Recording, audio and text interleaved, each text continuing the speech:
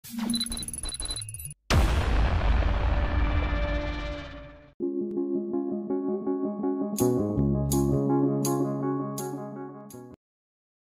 saya usia 12, saya tidak tahu bahwa apa-apa yang saya lakukan tiap hari, baik itu dengan diri sendiri maupun dengan orang lain, dikaji dalam sebuah kajian ilmu yang sangat mengagumkan bernama komunikasi.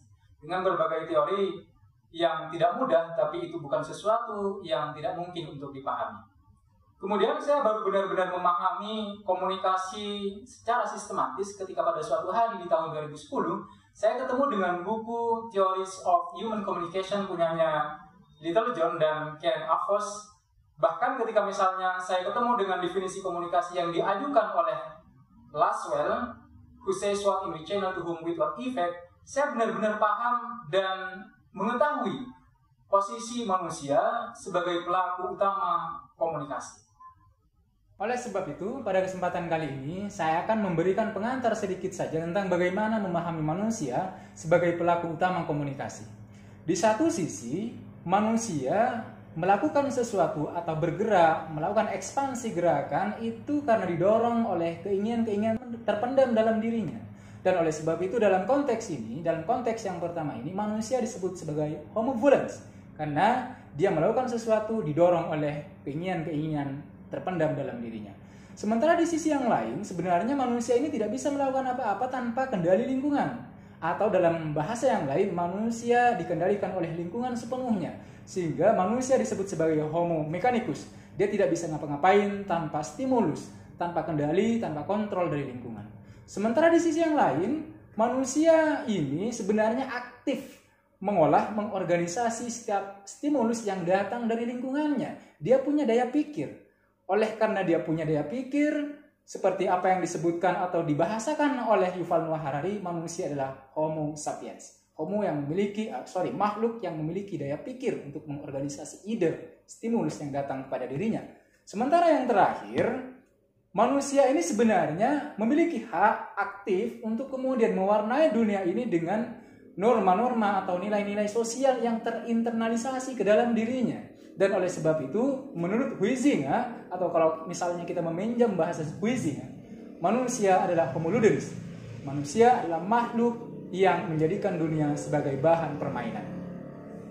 Ketika kita membahas ini, berarti kita sedang membicarakan 4 konsepsi manusia dalam pandangan psikologi. Kita akan memulainya dari konsepsi yang pertama, yaitu psikoanalisis.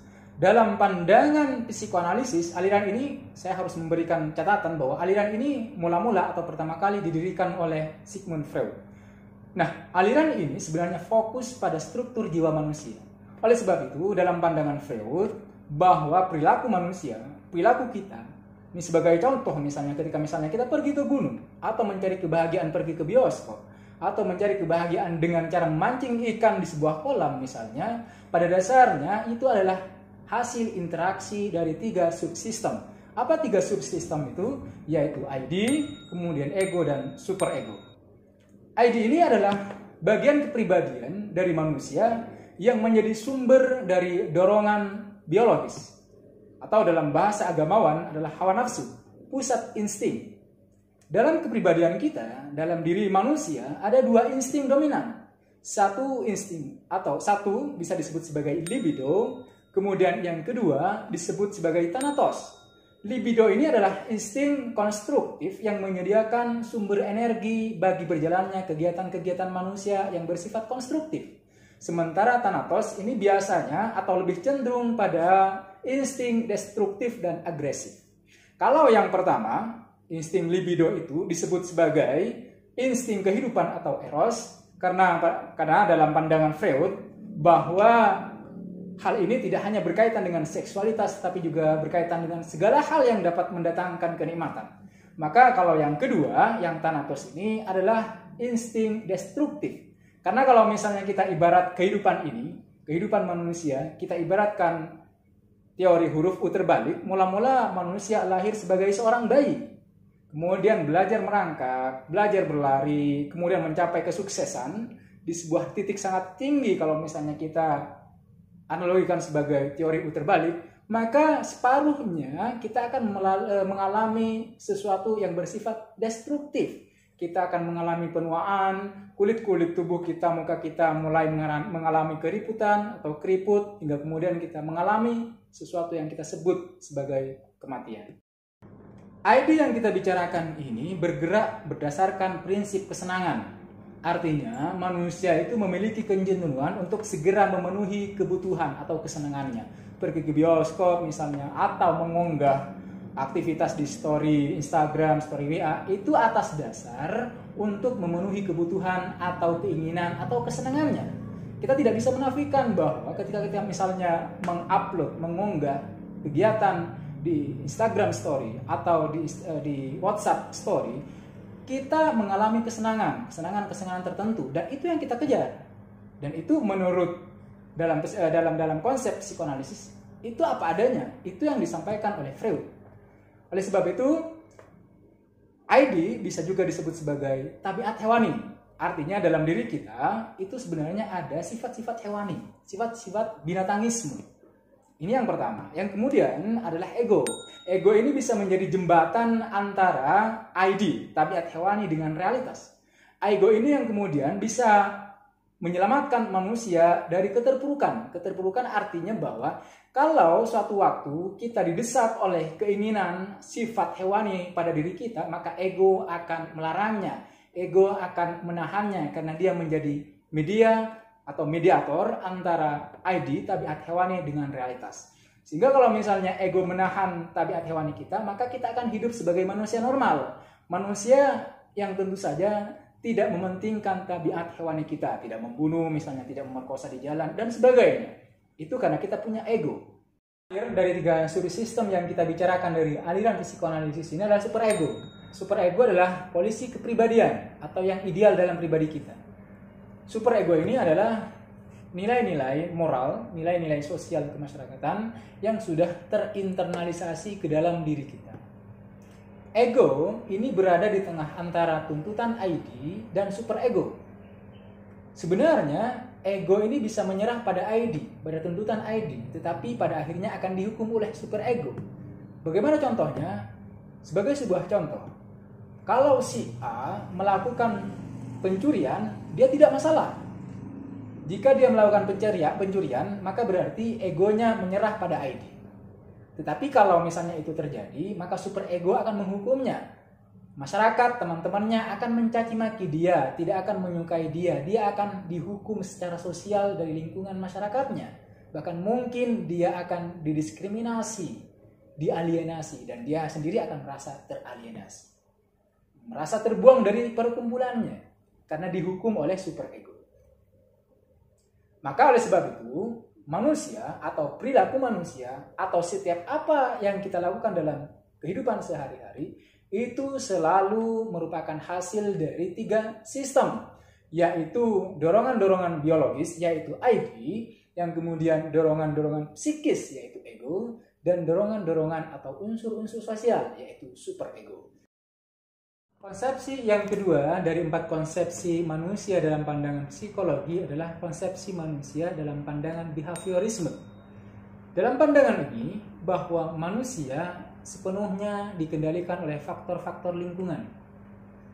Dalam kacamata agama, bahwa manusia lahir ke dunia ini dalam keadaan fitrah, suci. Ibarat kertas, dia putih, kosong tanpa apapun. Kemudian lingkunganlah atau faktor lingkunganlah yang kemudian menjadikan kertas itu berwarna merah, putih, hitam, atau yang lain. Jika kita melihat konsep dari behaviorisme ini, itu artinya bahwa kita mempelajari sesuatu itu dari faktor-faktor ketika kita misalnya melihat apa-apa yang dipertontonkan oleh lingkungan atau di masyarakat sosial. Kita belajar bahasa misalnya karena kita mendengarkan ibu lagi mengucapkan sesuatu, itu lingkungan. Bahkan misalnya ada dalam satu perspektif bahwa kita itu dibentuk dari 3 lingkungan. Lingkungan keluarga, lingkungan pendidikan di mana kita belajar, kemudian yang terakhir adalah lingkungan masyarakat yang real. Misalnya kita sudah lulus dari perkuliahan, kita akan menikah dan kita akan terjun dalam suatu masyarakat yang real, di mana kita akan lebih banyak belajar lagi sesuatu yang tidak kita pahami ketika misalnya kita pergi ke bangku sekolah atau berada di bangku perkuliahan.